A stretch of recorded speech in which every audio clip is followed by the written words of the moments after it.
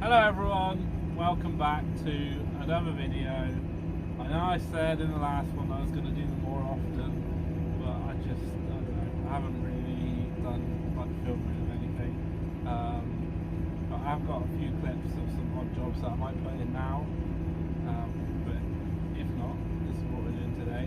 I am chain harrowing. So these are all permanent lays, so a lot of people are doing silage today because, as you can see behind me, it's quite a nice sunny day. So yeah, there are a lot of people out doing silage. Kieran's actually out with a farm hauling silage with the other tractor and our NC trailer.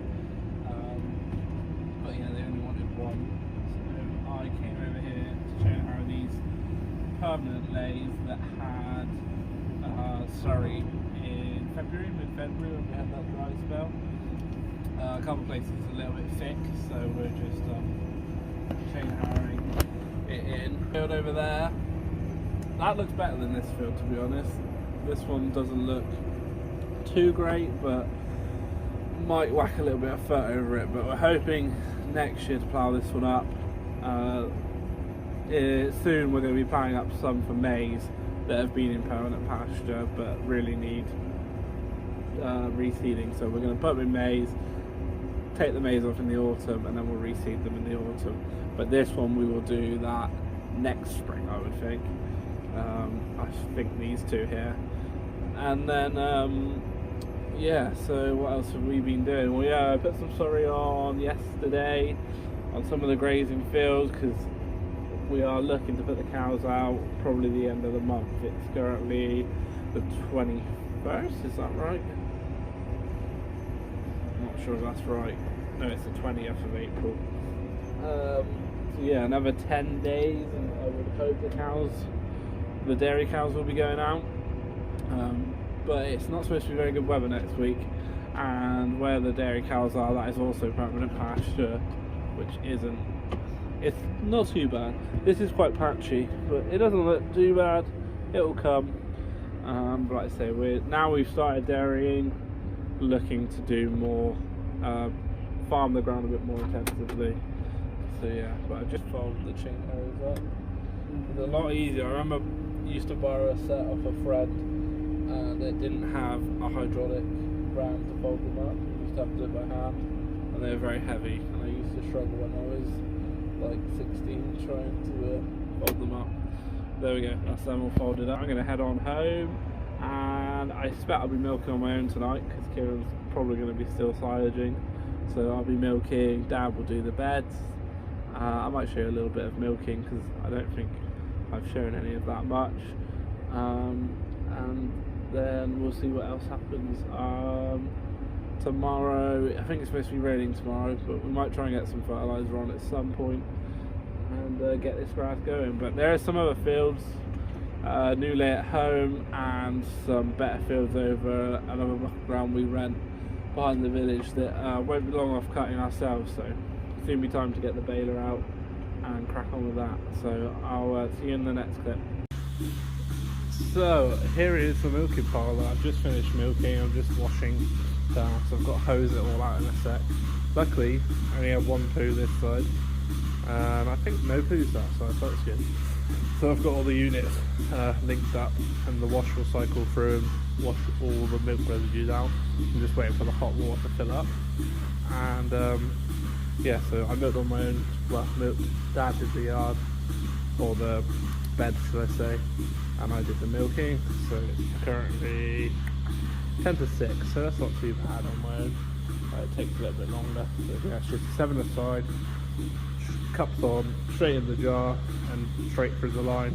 Just little valves to go straight in the line, no ACRs, nice and simple. Receiver jars here, and then straight in the tank, which is in here. And then yeah, comes out this pipe and goes in the tank. So here's my, oh, it's full actually, my drum. So I'll turn my hot water drum off and cycle some of that through, and then this is just a cold rinse afterwards. So yeah, this little tap there, when that starts sucking through, it will come out here. So I just wait for this to get warm enough, which is on here. Once it gets to 60, I'll put it back in there and cycle it around for 10 minutes. up with some chemical in it to just give it a real good clean, and then I'll put the cold through, and that'll be done. So we just finished washing down and everything. Cows are happy in the shed, aren't you girls? Yeah. So yeah, here's the cubicles. I think I've shown the cubicles before, but yeah, they're all lied down happy. Nice day. Soon, I think I said in the previous clip, we'll be getting them out soon, which would be good. So last few jobs before I go: push feed up with the feed pusher. So that's simple enough, and I'll just scrape along here, scrape this up a bit into the slats, which go off down to the side of the gate. So we'll just hop in a little Fiat, which has the feed pusher and the scraper. This tractor does pretty much everything here, which has been ideal. And yeah, just get this tidied up, and then we'll head home and see. I'm hoping Dad would have fed the calves at home, and then we'll just have to put some feed mixing. Normally mix the silage for these in the evening, and then Dad just adds the blend and water in the morning.